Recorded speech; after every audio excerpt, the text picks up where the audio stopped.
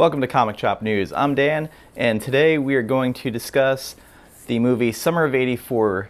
It came out about 5 to 6 months ago. This was a movie that I guess did the festival circuit beforehand, and then it started making waves around the time it dropped on VOD for rental streaming. Had no physical copy out at that time. It kind of swept through the horror community very fast by word of mouth. So, of course, I had to go see it. I didn't have a show back then, so I thought now was a good time to touch on it. This movie caught onto that wave of 80s nostalgia that followed Stranger Things.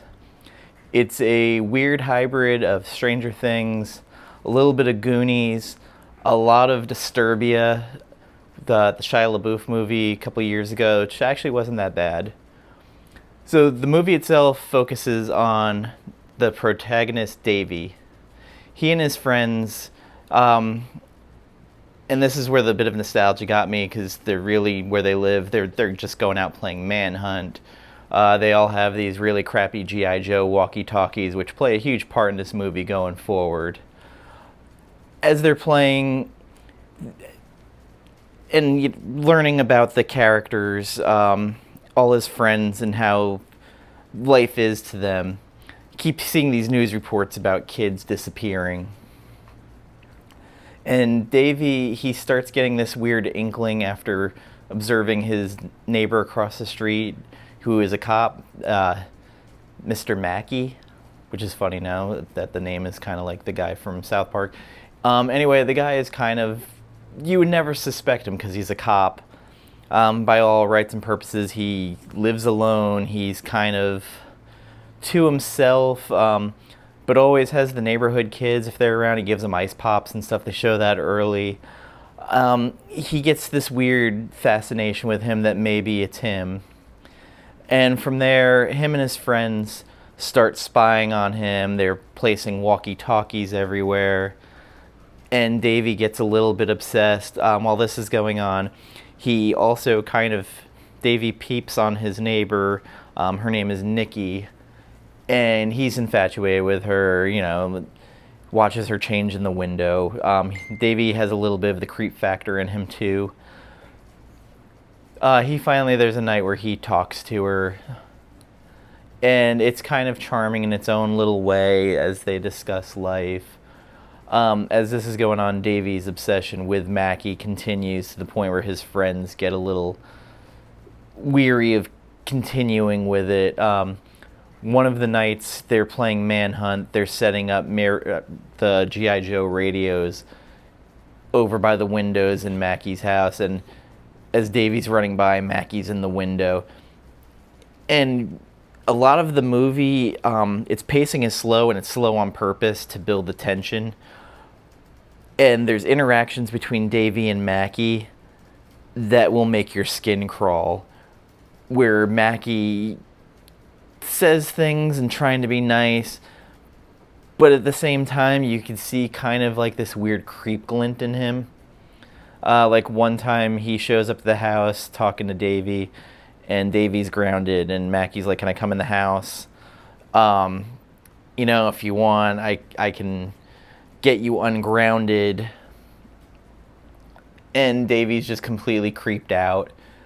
Again, it's interesting, and a lot of it is just heightening the tension. The movie itself, probably, if it ended the way I thought it was going to end, because this movie has an ending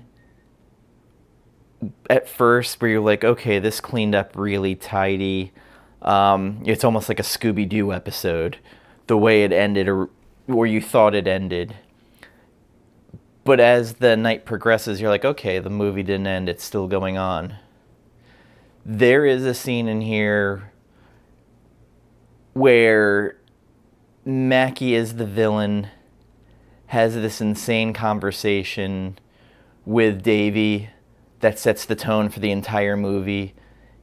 And it's so creepy and mood-setting that after it happens, there's a narration going through the neighborhood, everything we've seen, and you realize just how mood-killing this one scene was to Davey and how it destroys his life, basically. It's fascinating. I mean, I probably would have given it a 3 before that scene, and I am at a 4.5 out of 5 because of the way the true ending happened. It was jarring. And then you also throw in, there's a scene where Davey's after the manhunt, he's trying to check the G.I. Joe walkie-talkie set. He turns around and Mackey's there.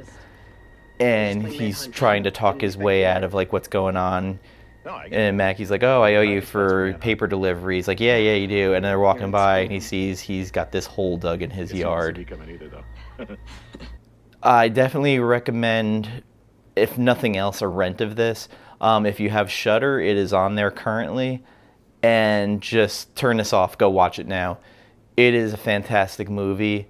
I don't think you'll regret watching it, especially with the wave of 80s nostalgia now, and I'll flat out say this is better than any Stranger Things season I've watched.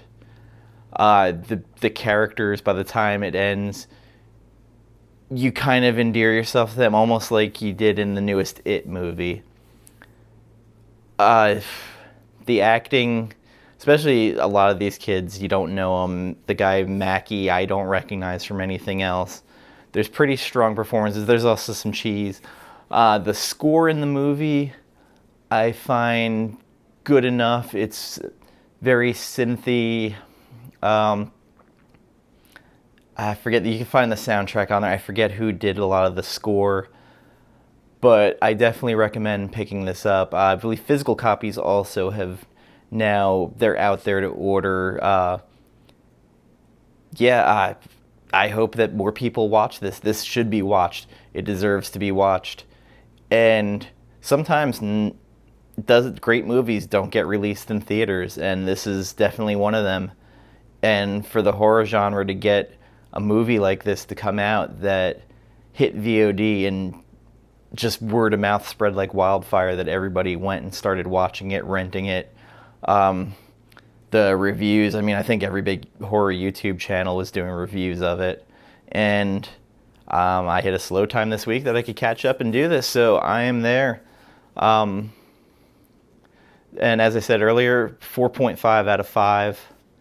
I could see some people burnt out in the 80s nostalgia might not love this, but think of it then, if that's not your thing, that this is a well-done Hitchcockian thriller. And the tension and just the hysteria in it. And there's also a little bit of paranoia because Davey, at a certain point, his friends think he's nuts. They absolutely think they're wrong. Everything they're doing is wrong and they need to stop. And I absolutely love this movie, and I hope you do too, but once you watch it, because it's just beautiful and creepy. And I can't ruin the ending, and I refuse to ruin the ending, because you need to watch it and listen to what's going on, because it's both heartbreaking and the scariest shit you will ever hear someone say to another human. With that being said, I just want to thank you for taking your time and watching. And like, review, rate, subscribe, comment, whatever it is you people do with videos.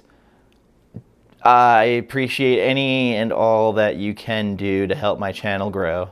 Thank you very much, and have a good day.